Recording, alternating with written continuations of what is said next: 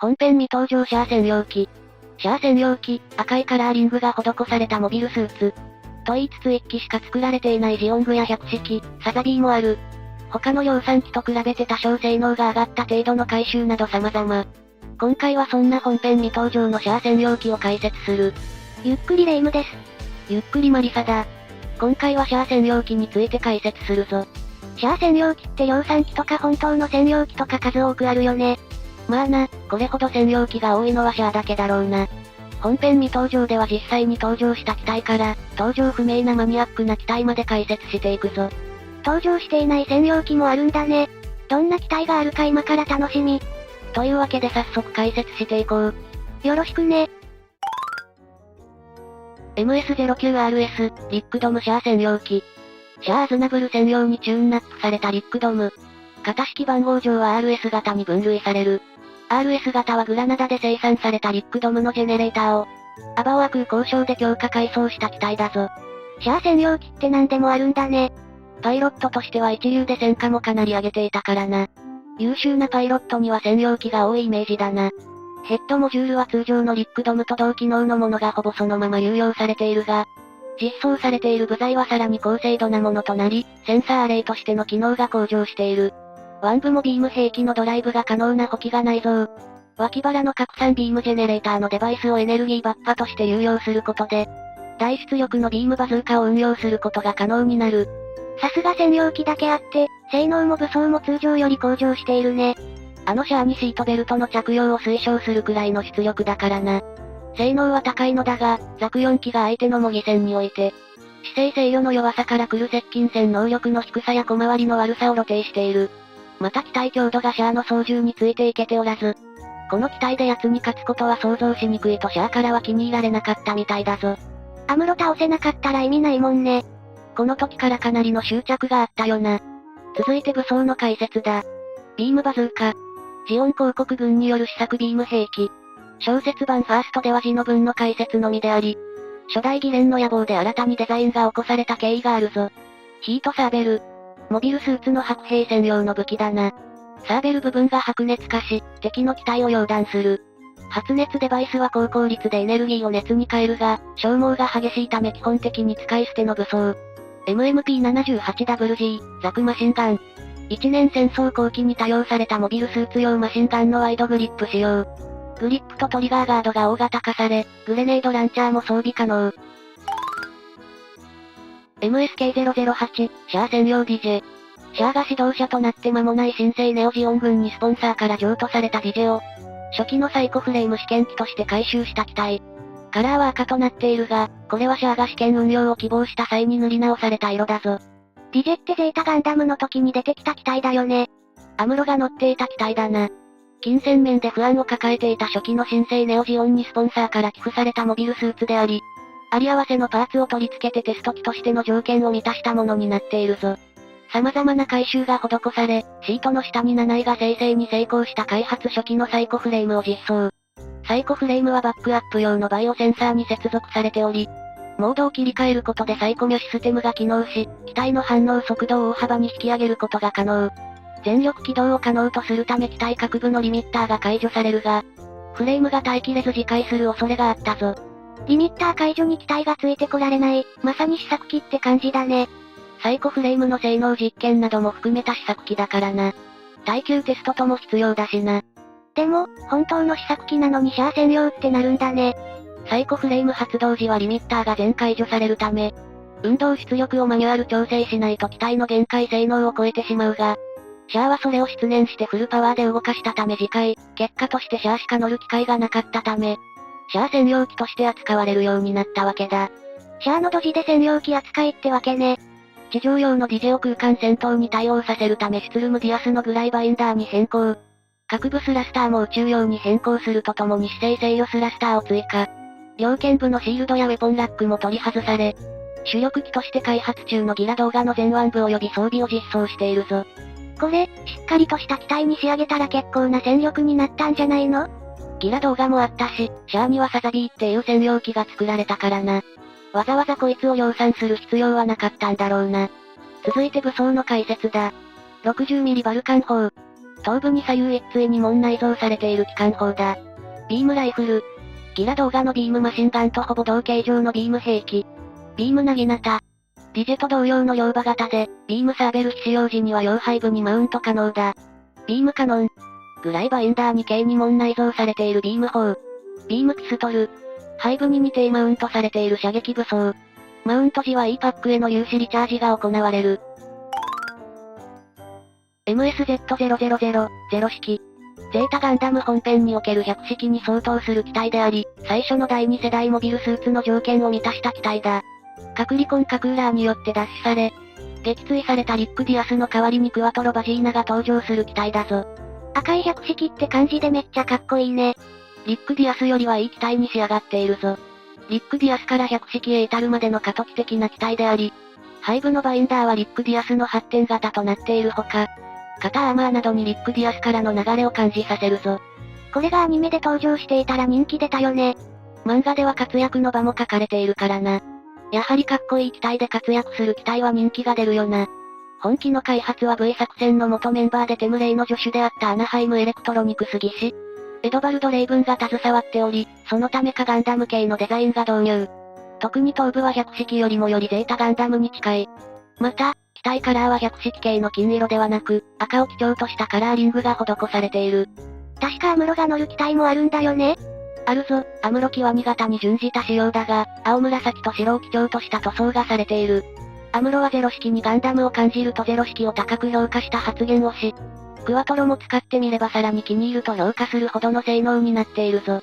そう考えると100式ってかなりお気に入りの機体だったってことだよね。2型でこの評価だからな、完成形の100式はかなり気に入っていたと思うぞ。次は武装の解説だ。バルカン砲。頭部に2門内蔵されているぞ。ビームライフル。E パック方式のライフル E パック式。リック・ディアスや100式のものと同型のスネールタイプを用いているが、重心はどちらのものとも異なる独自の形状をしている。ビームサーベル。リアアーマーに2機装備。クレイバズーカ。リック・ディアスのものと同型の英語の汎用バズーカ。鉄器そのものの破壊ではなく内部メカの破損などを目的としており、様々な弾頭を発射できる通常弾も発射可能。MSN02、パーフェクトジオング。ジオングに歩行ユニットを換装した機体。パーフェクトジオングの名は本仕様を表す俗称であり、本来の名称は変わらずジオングとなるぞ。飾りだった足がついたパターンだね。実際役に立つものなのか、これから詳しく解説していくぞ。ジオングはサイコミュシステムを搭載した最高級モビルスーツとして開発が進められ、エルメスの完成によって開発計画は大幅に縮小。プロジェクトチームの一部がアバオア空に残される形で開発が続けられた。歩行ユニットの開発計画は、歩兵戦の展開構想に執着した軍首脳部の強い要望が影響して開発されたとも言われているぞ。なんでここまで陸戦に執着したんだろうね。最高の機体を作るからには宇宙も陸も戦える万能型にしたかったのかもな。歩行ユニットの装着により重量は増加しているが、通常のモビルスーツと同じくアンバック起動が可能だ。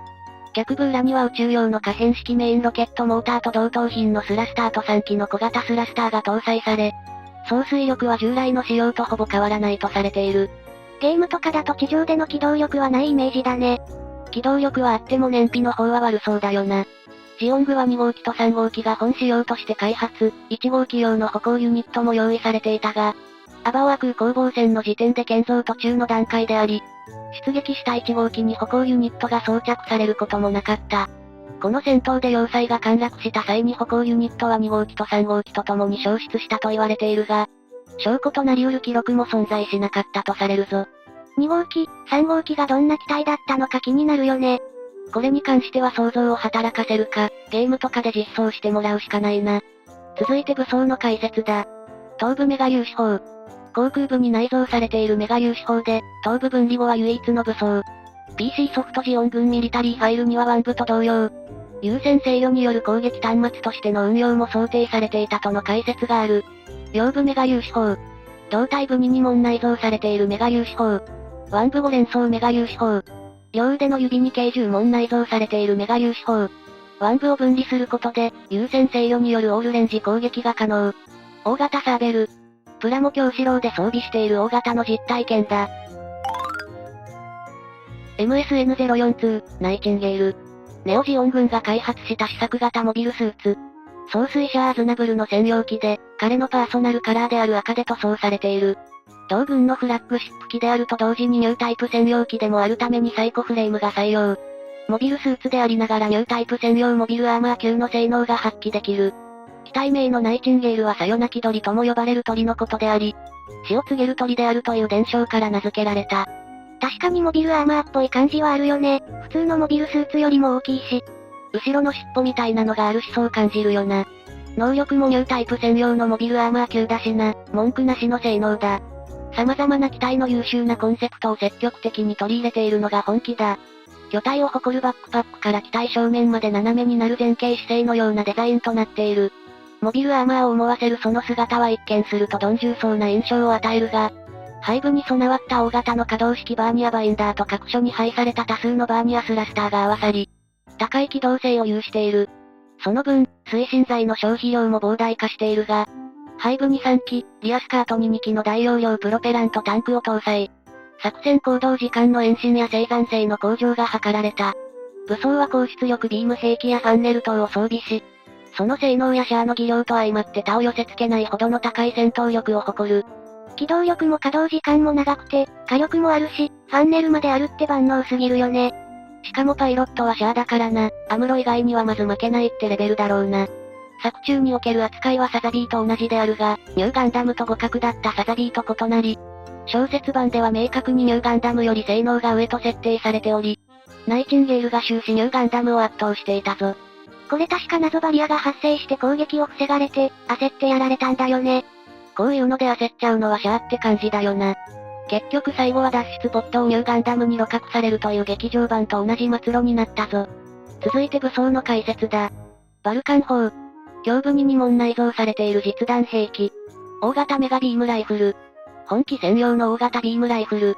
長距離からの精密射撃が可能。重心の下部にはバイポットを備える。発射時に収束と拡散を選択でき、メガバズーカランチャー級の超高出力ビームも撃てる。ビームサーベル。両腕部に収納されている近接武装で、隠し腕に持たせて接近してきた敵機への奇襲に使用。拡散メガ粒子砲。腹部に1門内蔵されている。メガ粒子砲発射時にはカバーを展開。ビームトマホーク。接近専用の武器で、シールドの裏側にマウントされている。ビームの形成機が両側と中央の計算機あり、ビームサーベルとしてはもちろん、両側のどちらか一方からビーム波を形成して、ビームアックスとすることも可能。最大出力時には3機全てからビーム波が形成され、出力の高い大型ビームサーベルとなるが、消費するエネルギー量は増加するぞ。マイクロミサイル。シールド裏面の先端に3発マウント。発射時に目標がインプットされ、工学的に認識してホーミングする仕様。ファンネル。可動式バーニアバインダーに10機マウントされた無線式の誘導兵器。アルファジールのものをベースに小型化。RX78CA、キャスバル専用ガンダム。ネオジオン軍総帥であるキャスバルレム大君の専用機として開発されたガンダム。アニメ版の史実には存在しない機体であるが、小説版ガンダムの先を書いた、ギレンの野望の一部のシナリオで登場するぞ。ネオジオン時代のガンダムって時代遅れ感あるけど、どうなんだろう？後述しているが、もちろん現代仕様に性能もしっかり向上しているぞ。製造時期が後ということもあって性能は全般的に向上しており、キターンズ仕様のガンダムとも対等以上に戦えるが、基本的な仕様はガンダムと同様だ。機体色はキャスバルのパーソナルカラーである赤。ネオジオン軍の機体ということもあり、フロントアーマー中央部とシールドの連邦軍マークがオミットされているが、シリーズによってはガンダムからの色替えのみにとどまっており、立体物でも物によって前者と後者のデザインに分かれているぞ。本当に一年戦争時代のガンダムの性能を上げて赤くしただけって感じなんだね。武装なんかもそのままだしな、性能は上がっているから、スタンダードな武装で十分戦えるのもあるな。本機は、もしも、シャアがもっと早い段階でニュータイプの理想を実現すべくネオジオンを組織していたらというストーリーで登場する機体となっている。このストーリーではシャアが一年戦争時にザビ家から離反し、独立した別組織を立ち上げるのだが、キャスバル専用ガンダムはキャスバル率いるネオジオンの象徴とも言うべき機体となる。ガンダムはニュータイプの象徴であると感じたキャスバルが、ガンダムの設計図をもとに自身専用にカスタムし開発されている。早い段階からネオジオンを組織していたらガンダムがニュータイプの象徴になるのはなんとなくわかる気がする。続いて武装の解説だ。60mm バルカン砲。頭部に2門内蔵されている。ビームライフル。ガンダムのものと同等のものだぞ。ビームサーベル。バックパックに2機装備されているぞ。AMA00GR、0GR。アクシズの試作型モビルアーマー。もともとは1年戦争時にジオン公国軍がシャア・アズナブル占領機として開発を進めていた機体。開発計画は頓挫してしまっていた。戦争終結後にアクシズにて開発が再開され完成した機体だぞ。シャア専用モビルアーマーってだけで高性能な機体ってわかるよね。高性能な機体じゃないとシャアのスペックに機体がついてこられないからな。機体がついてこられないって異常ではあるよね。普通は逆のパターンが多いからな。拠点防衛用として開発された機体で、全身のメガ粒子砲により高い火力を持ち、アイフィールドによって防御面でも優れた機体となっている。アイフィールドを搭載しているため被弾による機体の損傷は考慮されておらず、プログラムによって自動操縦で行われる。そのためパイロットは武器管制がメインになっているが、すべての操縦をパイロットのみで行うことも可能としているが負担は大きいぞ。シャアが使う機体なのに武器管制がメインになってくるんだね。機体制御も任せた方が強い感じもするがな。逆に攻撃に全振りできるって考えると防衛という点からは強力かもしれないな。アムロと戦う時を除けばという感じだけどね。アムロと戦うってなったらもっと小回りの利くモビルスーツに乗ってノリノリで戦うと思うぞ。続いて武装の解説だ。頭部メガ粒子砲。頭部に搭載された高出力のメガ粒子砲。可動式メガ粒子砲。両肩に2機、両腰部に2機、下半身部に1機の計5機装備しているメガ粒子砲だ。稼働するため射角が広い。メガ粒子砲。機体各所に計17門内蔵されているメガ粒子砲だぞ。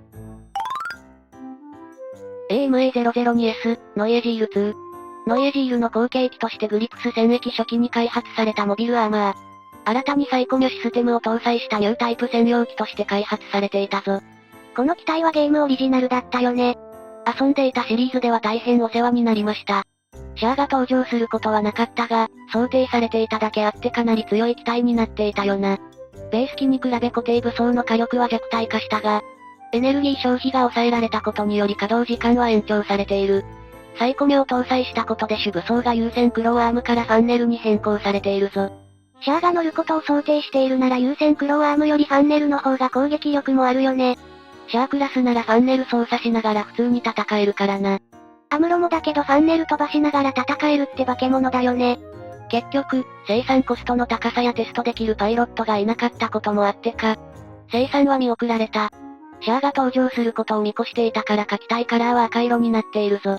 シャア専用機にもなるとそれなりのテストパイロットが必要だよね。ある程度成果を出す必要があるから、適性の低いパイロットじゃテストにならないからな。続いて武装の解説だ。変革メガ粒子砲。腹部に2門内蔵しているメガ粒子砲。80mm バルカン砲。襟部に2機内蔵されている大口径機関砲。クローアーム。両腕の展開式クローで、メガ粒子砲が内蔵されており大型ビームサーベルの発進も可能。ファンネル。ハイブラックに6機装備。サイコミュ並走形状は後のヤクト動画やサザビーなどのものに近い。小型ミサイルランチャー。両肩部に内蔵されているぞ。MSF007、ガンダムマーク38号機。数機生産されたガンダムマーク3のうち、クワトロバジーナ専用機として開発された機体。純粋なガンダムタイプってシンプルな武装が多いイメージがあるね。マーク2もスタンダードな武装だったからな。専用の装備もあるが、本機も似たような武装になっているぞ。基本性能や武装などはベース機と同じだが、装甲には100式に使用されたタイビームコーティングの廉価仕様を採用している。機体カラーはクワトロの新たな機体にするという意向のもと、赤色に塗装されている。赤いガンダムっていろんな意味で新鮮だよね。ガンダムのカラーリングは白がメインになっているものが多いからな。ダカールの演説で正体をばらしたから赤のカラーリングにしたらしいぞ。当初はユーゴのコリアー艦隊に引き渡される予定だったが、アクシズのモビルスーツ部隊との遭遇戦で急遽実戦投入。機体は大きく損傷。戦闘後グラナダ工場に送り返されたため、クワトロの手に渡ることはなかったぞ。これで実際に乗ることになったらどうなったか気になるよね。高い機動性を持つ機体だからな、一定の活躍はしたと思うぞ。ただ、ゼータ時代のクワトロはパッとしなかったから微妙かもな。続いて武装の解説だ。専用ロングバレルビームライフル。本機の主兵装となる携行式のビーム砲で、デルタガンダムが装備しているものの同型。試験的にデュアルサプライシステムを採用。2系統のメガ粒子キャパシタを組み合わせたビームドライブ機構を併用可能。2連装ビームキャノン。背部に2門装備。ビームサーベル。ビームキャノンは取り外すことでビームサーベルとしても機能する。RMS099RS、シュツルムディアス。アナハイムエレクトロニクス社が開発したリックディアスの強化型。背部のバインダーを大型で武装内蔵式のグライバインダーに換装しており、機動性と火力を強化している。機体そのものの仕様と外観は原型機とほとんど変わりはないぞ。一応対艦強襲仕様として開発された機体だが、拠点防衛の任務にも適性があったためジオン共和国の自治防衛隊向けにも機体は製造供与されている。もともとはクワトロバジーナ用に開発されていたらしいが、彼はリックディアスから100式へ乗り換えたため、登場することはなかった。逆に小説版機動戦士ガンダムダブルゼータでアムロレイが登場しているぞ。高級量産機で専用機作ってもらったのに乗らないのは残念だね。残念ではあるが、エース部隊が乗る機体として運用されたから無駄ではなかったぞ。本機は、機体装甲の変更に加え、背部を新型の複合モジュールグライバインダーへと換装している。このバインダーは、新たにジェネレーターを内蔵。スラスター系統も出力の強化によって最高速度は原型機の 1.5 から 2.5 倍にまで向上している。ただし、多機能化によって本来の役割であるアンバック可動足としての機能は低下したため、運動性機動性近接戦闘能力はリックディアスと比べるとやや増えてとなってしまっている。敵艦強襲用だけあって高速で移動して高出力のビームで攻撃するって感じだね。その分汎用性がないから普通の戦闘には不向きってことだな。能力の高い人向けって感じの機体だよな。続いて武装の解説だ。バルカンファランクス。頭部に内蔵されている 55mm 口径の機関砲リックディアスと同じもの。ビームピストル。背部に2丁マウントされている射撃武装。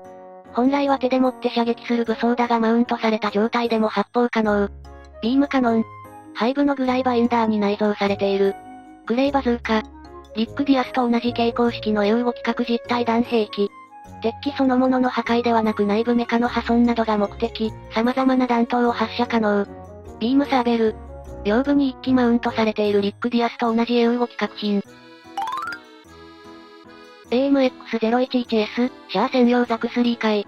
シャア・アズナブルの専用機として、アルレット・アルマージュら優秀なスタッフによって開発された真空のフラッグシップ機だ。しかし、シャア自身が地球圏への戦兵としてEU5に参画する中、旧ネオジオン軍から離反したため、結局本来の主が登場することはなかった。なんかシャア専用機って本人が乗ること少なくない？本人が不在だったり、他の機体が用意されたりと不遇な機体が多いよな。以降はアクシズ内部に放置されていたが、宇宙世紀96年において、予期せぬ形で開発者を守るために起動することとなるぞ。シャアじゃないけど乗った人がいるってこと？アクシズ内に放置されていたのを、バーナムのトリスタンを迎撃するためにダントン・ハイレッグが登場したが、その後乗り捨てているぞ。使い捨てされてせっかくの専用機がかわいそうだね。これがなかったら使われなかった可能性もあるから、起動しただけでもありがたいことかもしれないぞ。バックパックと膝のアーマーの形状は一般機と同じものに変更され、頭部形状はザク3回であるものの一般機と同じ頸部メガ粒子砲を持ち、蛍光武装はギラ動画用のビームマシンガンに変更されている。武装はほぼザク3回と変わらない感じなんだね。そうなるな、このビームマシンガンもアクシズ内にあったものを使っている感じだな。続いて武装の解説だ。30mm バルカン砲。頭部に2門内蔵された牽制用の武装。ビームライフル。ザク3用に開発されていたオプションの一つであり、先だって開発された試作型ビームライフルの完成版だ。ビームキャノン。左右フロントスカートに装備されている。発射時には情報に起こして使用する。ビームサーベルとの兼用装備であり、バレル部を取り外すとビームサーベルとして使用可能。ビームサーベル。バレル部を取り外すことで機能する。ビームマシンガン。元は指揮官用ギラ動画の装備。メガ粒子砲。ザク3と同じく興奮部に装備されている。本編以外で登場することがあったり、なかったりするけどやっぱり数は多いね。では今回はこれで以上。最後に一言いいかな？どうした？シャア専用機ってまだまだ増えていきそうだよね。10年後にはもっと増えていそうな。まあな、設定としていくらでも作ることは可能だな。他にもガンダムマーク2やグレートジオングといった話もあるな。やはり、シャアというキャラクターの専用機は、気持ちが高ぶるからな。だね、裏でシャアがこんな機体に。っていうのを考えるだけでワクワクするね。では、ご視聴ありがとうございました。